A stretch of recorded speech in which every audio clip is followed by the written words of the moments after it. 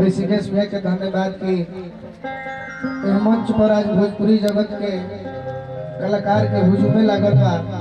और निमन करने के हमारे कभी गवा के हमारे के फ्री कर दे। श्री कृष्ण प्राण प्रतिष्ठा अनुष्ठान कार्यक्रम कुंजन टोला इंजीनियर साहब के यहाँ बचपन में संगीत के शुरुआत दौर में इंजीनियर साहब के बड़ा ही प्यार दुलार मिलन। आज मंच पर कितने कलाकार आई बनी, हम गोलू राजा सबके प्रणाम करते नहीं। मंच के सामने जितना भी गार्जियन भाई आई बनी सबका के प्रणाम बा। ताई एगो हाजिरी रूप में एक दो गीत हम हो अपन उपस्थिति बस दर्ज करावत नहीं, गलती के क्षमा करो।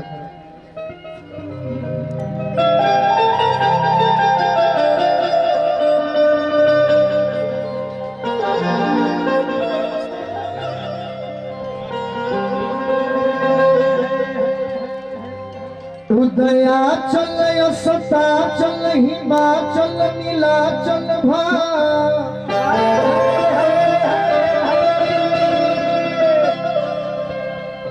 मई हर मदरा चल विंध्या चल है मैया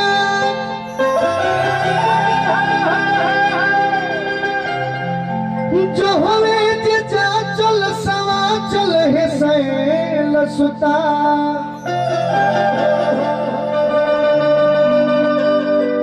संकट में जाते जो तबा चल है मैया तइत वंश घालक प्रतिपालक हो बालक के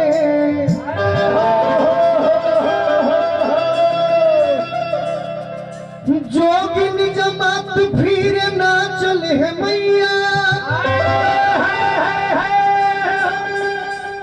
महिषासुर मर्दनी हो मर्दनी में अड़हुल फूल लाल लहरदार सोहे आंचल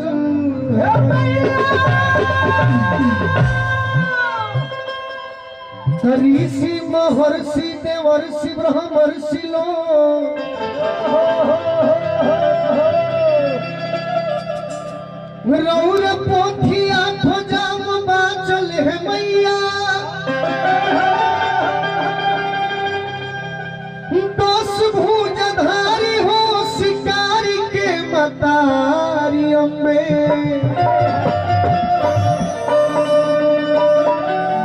रौर बल फिरनी कुलाचल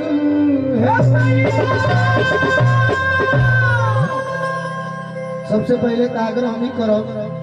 कि जितना ही गार्जियन जुटल बनी जा एगो हमने के पहले कृष्ण भगवान के जयकारी मनाई जा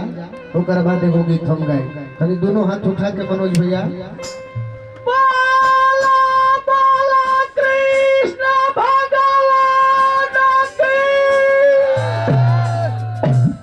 एगो कृष्ण भजन बा छोटू भैया शत्रुघ्न भैया के प्रणाम बा। अरे मुरलिया में छेड़ल नतनवा मुरलिया में छेड़ल नतनवा अपनवा में नंद किशोर अरे बंसी बजवैया कन्हैया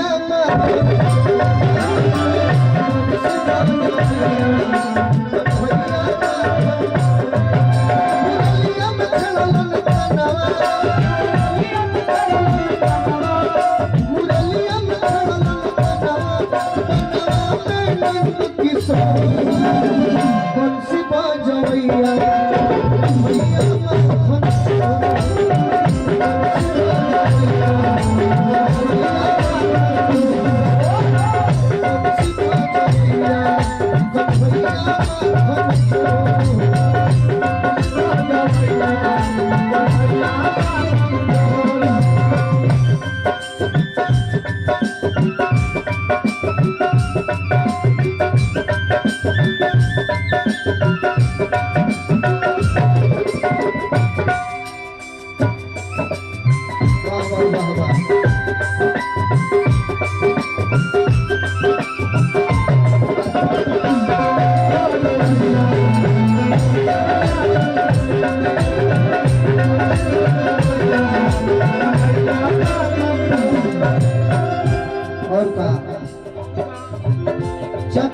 चौकैया बाछा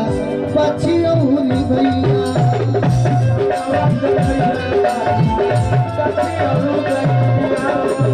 चकवा चौकैया बाछा बछियौरी गैया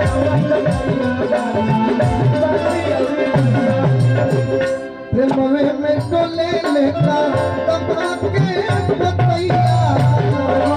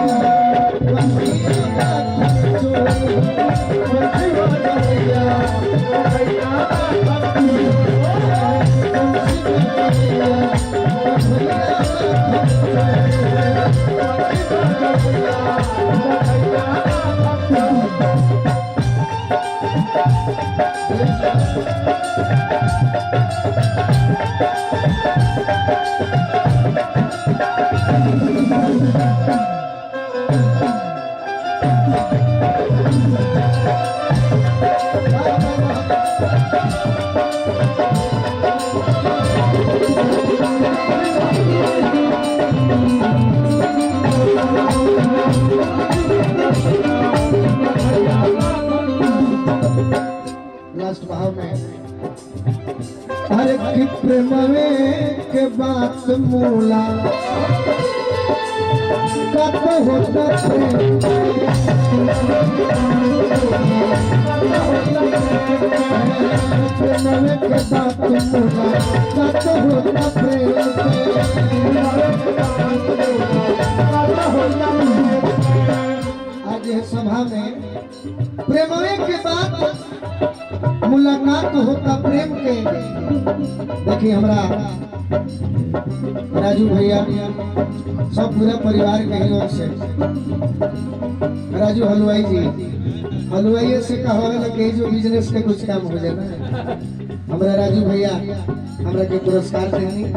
बार बार पढ़ा और हलवाई यही तरी बरकरार रहो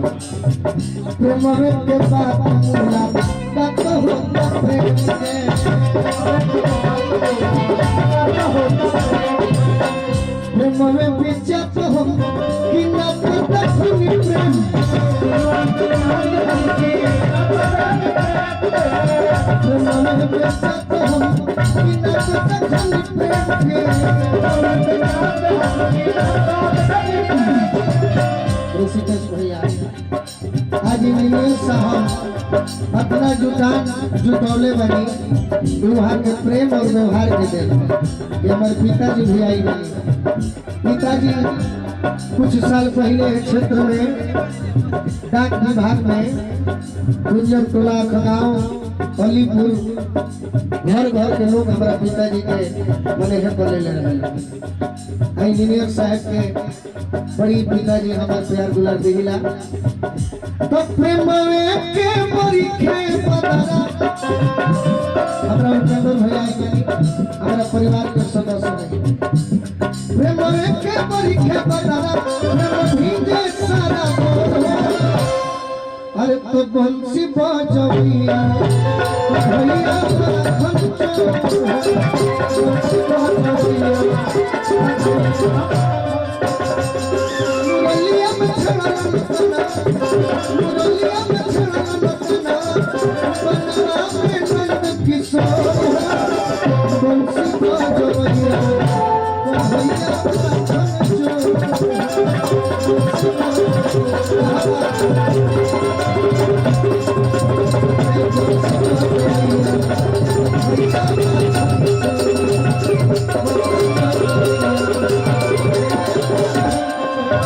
बहुत बहुत धन्यवाद।